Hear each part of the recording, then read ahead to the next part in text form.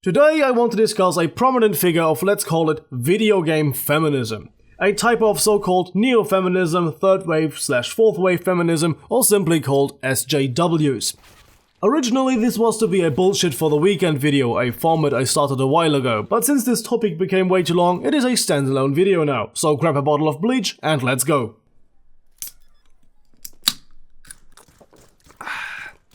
Not great. Do you remember Anita Sarkeesian and Feminist Frequency? I mentioned them in my video, Video Games and Real Guns, Ramblings about Media Bullshit. A more polite title would have been Ramblings about False Media Narratives.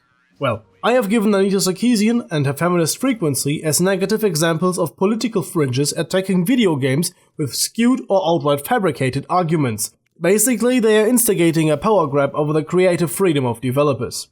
They claim to be fighting for equal rights for women or better representation of women in video games and the industry as a whole. But their ways of achieving that have been widely criticized, legitimately so. They have been time and time again called out for misrepresenting facts or simply making stuff up. In my before-mentioned video, I quoted the YouTuber Thunderfoot, who demonstrated how extreme the misrepresentation of Hitman Absolution was.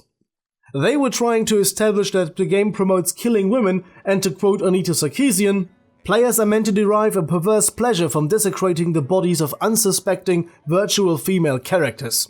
Yes, that's exactly why they've been placed there. Not as another level of danger in a level to sneak past by. But you wouldn't know that because you played the game on easiest mode, and on the easiest mode you can just walk past the strippers without them even acknowledging you, let alone raising the alarm. And this is how the ladies react when you play the game on a higher difficulty, one that an actual gamer who wants a challenge might choose. You disrespectful piece of shit! I'm talking to you! Get this piece of shit out of here! My fucking clown! Ha! No! Yeah, that's right! They also wanted to tell us that the game encourages you to sneak up and spy on women while they are dressing up. These active viewing mechanics encourage players to collaborate with developers in sexual objectification by enabling gamers to scope out and spy on non-playable sex objects. Yes, that is clearly what the developers had in mind. You know what the whole thing reminds me of? And there was that time you got caught peeping in the ladies' locker room? Okay, move the towel. Move the towel. Oh, they spotted me. Another point of critique directed at Anita Sarkeesian's work is that she appears not to be playing the games she is criticizing. Especially in the earlier days of Feminist Frequency, one could easily get that impression, because they were simply taking gameplay footage from Let's Play YouTube channels. And then there are statements of her out there proclaiming that she doesn't like playing video games. At least not the ones she is basing her work on. I'm going to show you a remix that I just finished this weekend and no one else has seen. One person has seen it. It's a soundtrack of one song, except I'm doing video games. So it's not exactly a fandom. I'm not a fan of video games. I actually had to learn a lot about video games in the process of making this. I don't want to go around shooting people and ripping off their heads, and it's just gross. But that's all gone now. That's the past. Modern Feminist Frequency has higher standards. They changed their ways, focus on important issues, and are concerned with real troubles women are facing. And in the end, it's yet another cover shooter that centers the experiences of its white male characters and has us fighting the same straightforward battles we fought before. See, they have found the big problem with Gears of War 4. White and especially male characters. Okay, let's cut the crap.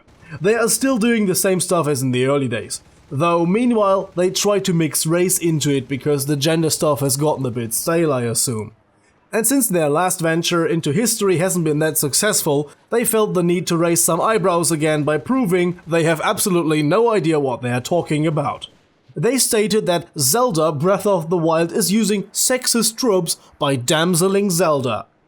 They have clearly not played the game. I played it a little, but I don't have any gameplay, so here's Zelda as Alex from Half-Life. Zelda is not being damseled. She has saved Link and sacrificed herself for I don't know how many years to keep the big evil guy imprisoned. And Link has to heal his wounds and stuff so they can fight together again. And guess who finishes off Ganon? Zelda. Yeah, she is totally the trope of the weak little lady who needs to be rescued. because she's for over 100 years or something fighting and keeping the guy in check. Feminist Frequency are bullshit merchants. They sell you bullshit. The crazy thing about them is that they, and by they I actually mean Miss Sarkeesian, have a devoted fanbase which fund them every time they cry for more money. Money that could be spent funding organizations and projects that actually help women. Miss Sarkeesian has raised almost $1 million for her projects. She produced interesting videos telling us how sexist games are because female characters have big butts and male butts are never shown. In fact, they are always covered up in their strategic butt coverings.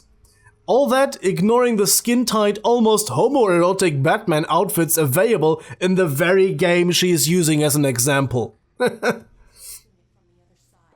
Feminist Frequency is founded on the belief that media matters and that there's a very real connection between the representations and values embedded in our popular media and the abuses we're currently seeing throughout the country.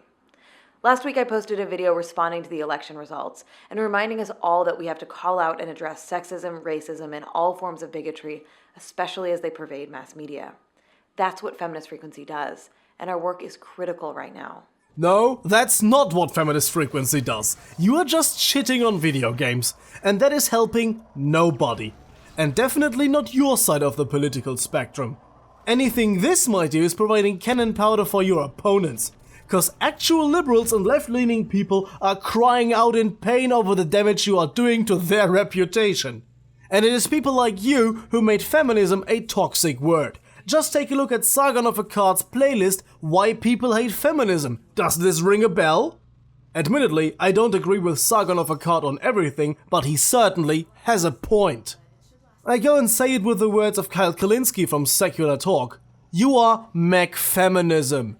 You give no shit about the actual struggle of the women in the third world, people who would really benefit from some feminism. Instead you focus on two big butts and video games. Your concern is as real as the meat in the McNuggets. And now I have to address her opponents, at least some of them. If you resort to insulting her and harassment in any ways, you are no better than her. You are actually providing her with the arguments she needs. It's because of people like you that when you enter Gamergate on Wikipedia, it doesn't say consumer revolt demanding better ethics in video game media and industry. No, because of you it says harassment campaign. You gave them the opportunity to shape the narrative in their ways. You produced the evidence they need to brand gamers as sexist and misogynists. Feminist Frequency is a monster made great by its enemies. The more people hit it, the bigger it gets. The louder it screams, the more people hear it. And yes, I am aware that they would have tried to brand everything as sexist anyways, but the furious reaction to them just reinforced them in that belief. And yes, I can even understand you are pissed. I want to bash my head in with a fucking hammer every time she opens her mouth and tells me Half-Life fails to recognize the racial background of Eli and Alex Vance. In many ways, Alex Vance from Half-Life 2 and its follow-up episodes is a great character, and it's good to see a non-sexualized woman of color in such a prominent role. But the game isn't concerned with her cultural background. How the fuck is that important? How the fuck is their blackness important to the plotline? They are fighting off an alien invasion, not the KKK.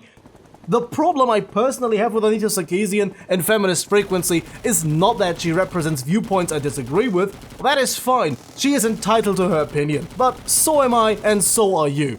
As long as we are having a civil and polite discussion, we can talk about everything. Nothing is off the table. But the problem I have with her is not only the fact that she and her ilk are actively stifling free debate by closing comment sections, disabling ratings, and demanding legal action against dissent. I also have an issue with her dishonesty, shameless twisting of facts, and abuse of good faith of her own viewers and audience.